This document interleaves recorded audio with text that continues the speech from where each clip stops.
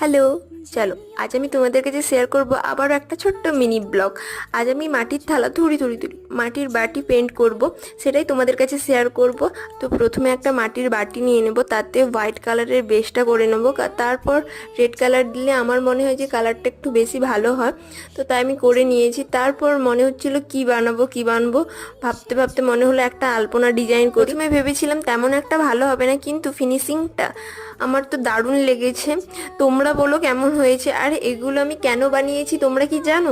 এগুলো দিয়েই আমি আমার রুম ডেকোরেশন করব। সামনে একটা আমার স্পেশাল ডে আসছে, তো সেটার জন্যই আমি এসব বানাচ্ছি। আরও অনেক কিছু বানাবো আর সেগুলো তোমাদের কাছে শেয়ার করব।